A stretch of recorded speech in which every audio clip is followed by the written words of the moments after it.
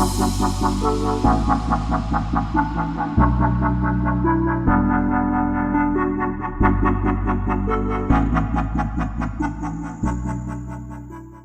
going on, guys? JB Lion back with another video, and today this is the pre-match review for England versus Panama.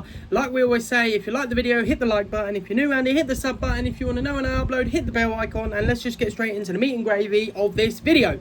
Right, obviously, if you watched my last video, I'm filming them on the same day. It's currently 30 degrees in England. I've got the fan blowing, so if you can hear it, I do apologise, but let's get into this. England versus Panama, my goodness, this is going to be a monumental game for us, and I think we're ready for it, but I think it's going to be a very, very tricky one. Oh, look at that. If you guys can see that, I did get bitten by a bug whilst playing football midweek, and look at the state of that.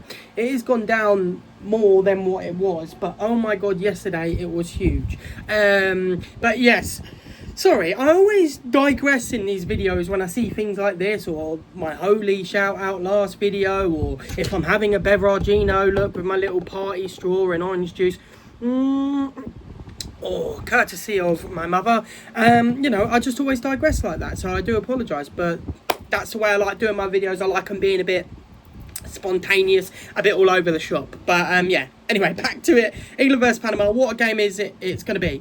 Like I said, it's going to have to be our biggest game yet. I know it sounds pretty mental to say that England versus Panama is our biggest game yet, but it is, because we need to win it.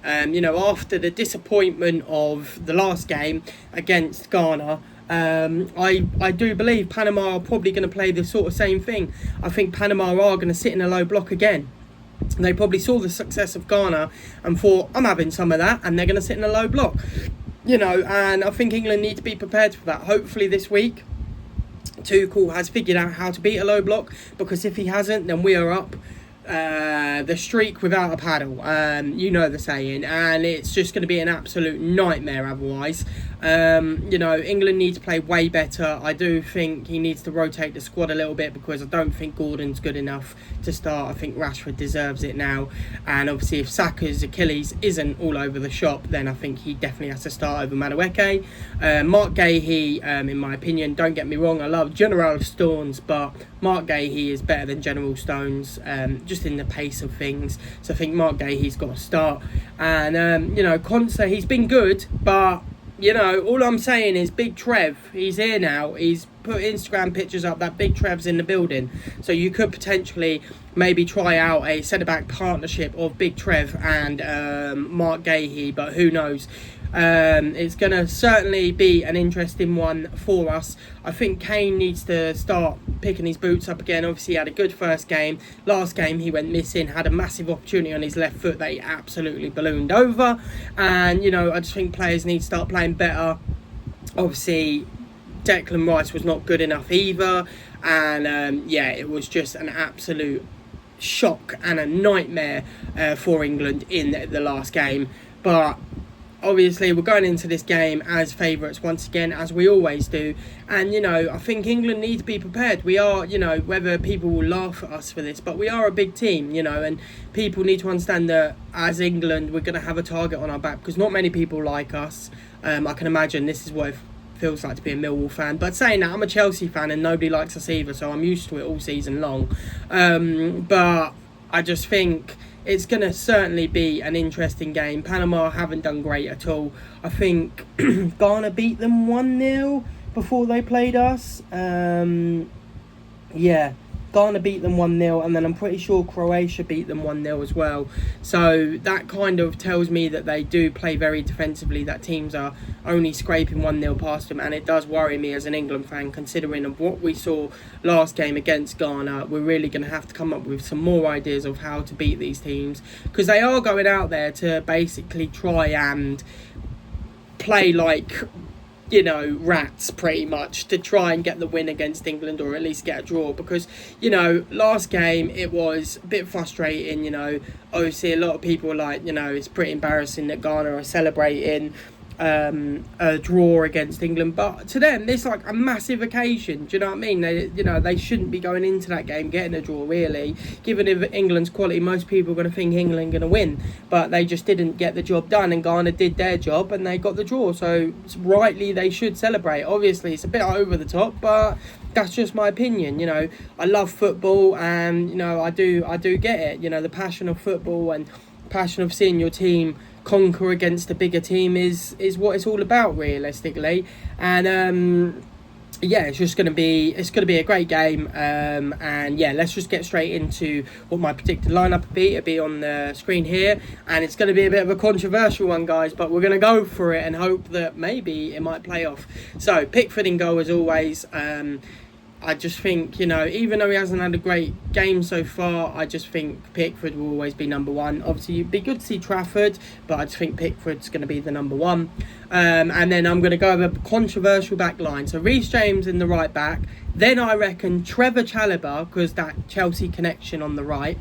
And then I reckon Mark Gahey, and I reckon, not Rico Lewis, bloody hell.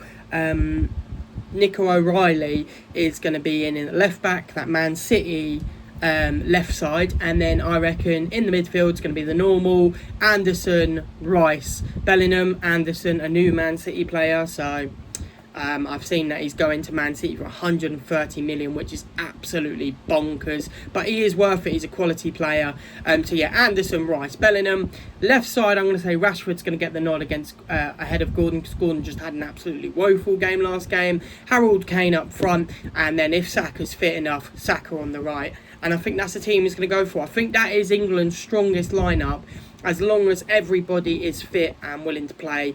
Obviously, I know a lot of people are going to be like, Trevor Chalobah, but I just think having a centre-back who's played with the same right-back pretty much all season, because Chalobah's played most of Chelsea's games, it just makes sense. It's better connection, better understanding of the players, whereas at the back, because you've got, I know it's not about this, but when you've got players from all different clubs, so you've got, like, I don't know, O'Reilly, you've got Conser, you've got Gahey, you've got Reece James, and I know what people are going to say, they're professional footballers, they should be able to play with who they play with. Yes, I agree, but then in the same sense, if you've kind of been playing with a bloke all season long and you understand him, then it does make it that little bit easier. So yeah, that's what I reckon my lineup's going to be, and yeah, we'll just see how we get on against them. I'm going to say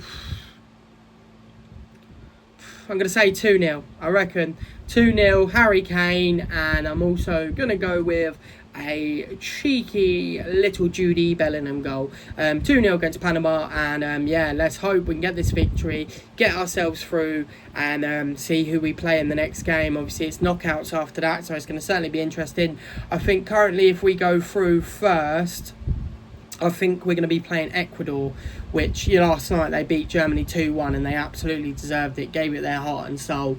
So yeah, that's certainly going to be a spicy game. But yes, guys, I've been JB Line. Thank you so much for watching. Like I said in my last video, thank you so much for all the likes, views, all the new people around here. Really, really do appreciate it. And yeah, I hope you enjoy the videos. I've been JB Line. I'll see you dudes, dudettes, and everyone else in the next video. Peace, guys. Woo! Up the England.